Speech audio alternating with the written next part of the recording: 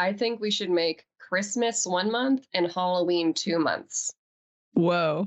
I think if we got spookier for longer, that the world would be a better place. We need less Christmas cheer and more Halloween fear. That's the cold open right there.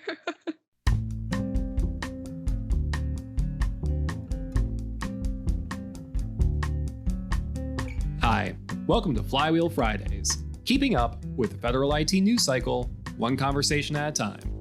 I'm Alexander Bolova, media producer for GovCIO Media and Research. With me today are my wonderful co-hosts, staff writer and researchers Sarah Sybert and special guest Katherine MacPhail. Katherine and Sarah, welcome to the show. Thanks, Alex. Great to be here. Thanksgiving is just around the corner, so we're taking today's episode to reflect on what we're thankful for in federal IT. Because between the cybersecurity concerns and modernization headaches, there's been a lot of accomplishments that are worth highlighting. I'll pass the plate to Sarah and Katherine to discuss what they're thankful for this year. Sarah? Thanks, Alex. The first thing I am thankful for, and that I've seen a lot of growth in over the past year, is automation, especially with the passage of the PACT Act, the largest expansion in veteran benefits in a generation. VA is turning to a lot of automation to help expedite claims. So far, as of earlier this month, they've already received about 137,000 claims from the PACT Act, so they can't do that manually. So they're turning to a lot of new automation techniques to reduce some of the workforce burdens and make it easier to deliver benefits to veterans in a timely manner. There's also a lot of automation as agencies accelerate digitizing records, which helps them move away from paper-based processes and streamline agency functions.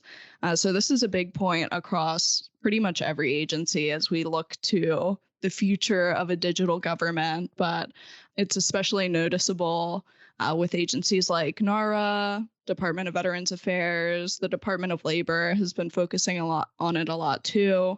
And yes, it just is helping move all information, especially as it relates to claims and the more public-facing agencies, streamline customer services and improve customer experience. The other thing I'm thankful for are new diversity, equity, inclusion, and access policies and workforce strategies. So President Biden's recent executive order on diversity, equity, and inclusion called on federal agencies to create more diverse workforces. So Laura Pertula from the Department of Veterans Affairs and Jess Bareilles from FDA explained how they're focusing on DEI&A following President Biden's EO. One thing VA did was they launched its Inclusion, Diversity, Equity, and Accessibility, or IDEA, as they call it, strategic plan, which identifies efforts the agency is taking to strengthen its workforce. There are also new workforce strategies relating to the cyber workforce. So the Federal Cyber Workforce Management and Coordinating Working Group announced a new cyber workforce report that details the challenges federal agencies face in closing the cyber workforce gap and outlines a coordinated interagency approach to recruit and retain top talent. Part of this effort is creating a special salary for cyber talent so that VA is working with OPM to pay cyber professionals more when they work for the government, and that's expected to come to fruition by the end of the year, and we should get some more answers about that. So there's a lot more that I'm thankful for, but I want to pass it over to Katherine. Is there anything that you would like to highlight, Katherine? Absolutely. One thing that I'm thankful for is that climate resilience is gaining traction in the federal government right now.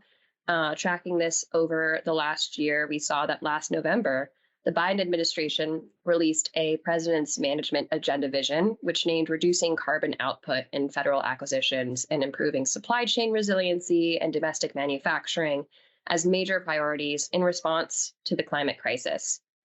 The big news that came out last week was that GSA announced a proposed rule called the Federal Supplier Climate Risks and Resilience Rule.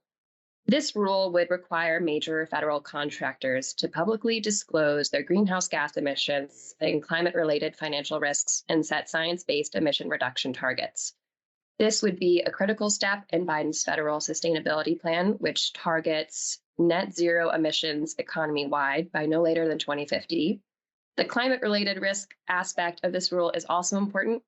The administration wants to ensure that federal facilities and supply chains are more resilient to extreme weather events such as hurricanes, droughts, and wildfires that can impact critical infrastructure. So there's also a really important security consideration here as well. And prior to this rule, government has already been building more sustainability language and requirements into its contracts, including its IT contracts. But if the rule passes, this will accelerate that journey. Currently, agencies are tackling climate resilience from every angle, and you can read more about this in our article coverage. Just last week, the Department of Energy's Argonne National Lab released a new climate portal, which is a data-driven effort in collaboration with FEMA and AT&T that provides localized and actionable climate data. You don't need a technical background or a background in climate science to understand the data. The metrics are meant to be useful for both emergency managers at the federal, state, and local level, and also for everyday individuals who are interested in future climate conditions in their area. President Biden also established the Justice 40 initiative, which dedicates 40% of federal investments in climate and clean energy to benefit communities that are marginalized, underserved, or overburdened by pollution. And that is a government-wide initiative. So there is a lot of work happening in this arena right now. And GSA Administrator Robin Carnahan has called sustainable acquisition and government work and sustainability a triple win. She says that it's good for the environment and for the health of our planet and of future generations, that it's going to create good jobs in America, and that it'll save tax money and lower energy costs. A good example of this is that since the federal government established its own climate goals, energy use by buildings and vehicles has dropped 32%, which saves taxpayers $11.8 billion annually. So it's really exciting to see how this work has progressed over the past year, coming from that initial announcement a year ago that they were going to be considering a rule on greenhouse gas emissions accompanied by executive orders to now having that proposed rule. And in the meantime, the Department of Energy, GSA, EPA, and a lot of other organizations have already started creating and building outlines and guidance for agencies on how to have more sustainability language in their IT contracts and their acquisition vehicles. So it's been really exciting to track this progress over the last year, starting with that vision and executive orders. And now we finally have this proposed rule from GSA that's been teased for so long. And it's going to be great to see things continue to develop as government looks to really leverage the power of federal acquisition to address the climate crisis. Making our way back to the Thanksgiving dinner table, Sarah, are you interested in seconds? I'll always take a second plate. Another thing I'd like to highlight are policies around tech and security. So there are 3 recent policies I would like to highlight. The first is the AI Bill of Rights, which comes out of the White House Office of Science and Technology Policy. It codifies the ethical development and use of AI to mitigate potential bias inherent in some algorithms and data sets fueling the technology. So it'll be interesting to watch where agencies take this in the new year. The second is VA's Zero Trust strategy. So VA's new Zero Trust First cybersecurity strategy will help the agency implement continuous evaluation of systems and metrics, coordinate cybersecurity responses across the enterprise, and provide cybersecurity architecture, monitoring, and incident response. And then the last policy I'd like to look at is GSA's new Privileged Identity Playbook. Ken Myers from GSA and Ross Ford from CISA recently joined me on Cybercast to discuss their new Privileged Identity Playbook, which helps federal agencies implement and manage a privileged user management function as part of an overall ICAM program. The playbook highlights best practices across identity management to help other agencies develop a robust cybersecurity strategy. And then the last thing I'll highlight, a greater focus on customer experience and human-centered design. So the Department of Labor is prioritizing human-centered design and CX as a foundation for modernization. Last month, the agency's CIO said that it should not be the icing on the cake, but should be baked into the batter. or something along those lines. I don't want to quote him directly on that, but basically saying that it is foundational to any service and any modernization journey and should not just be tacked on at the end. And then focusing on another agency, the Department of Veterans Affairs released its health and benefits application, which centralizes all veterans' health and benefits information into a single app.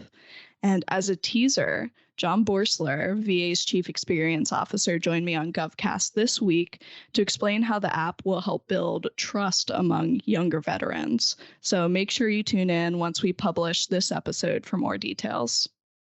Alex, anything you're thankful for? Well, I'm thankful for new microphones. I think our listeners might have heard a couple of months ago that we got those, and I've been very happy with the quality. And I'm also very thankful for this show. I think this has been a great opportunity to share not only our knowledge on these topics, but also our passion and interests and just ourselves as people. And I'm thankful for our listeners for joining us on that journey. And with that, our Flywheel Thanksgiving is over. The plates have been cleared. We are all out of food-based puns. Thank you, Katherine and Sarah. Articles related to our conversation today can be found on our website, govciomedia.com. We'll be back in 2 weeks for another episode, but until then, that's all for today's Flywheel Fridays. If you enjoyed this episode, keep the conversation turning by subscribing and leaving a review on the podcast platform of your choice. I'm Alexander Bolova. I'm Sarah Sybert. And I'm Katherine MacPhail. And Thanksgiving is the best holiday. Flywheel Fridays, along with GovCast, HealthCast, and Cybercast, is a production of GovCIO Media and Research.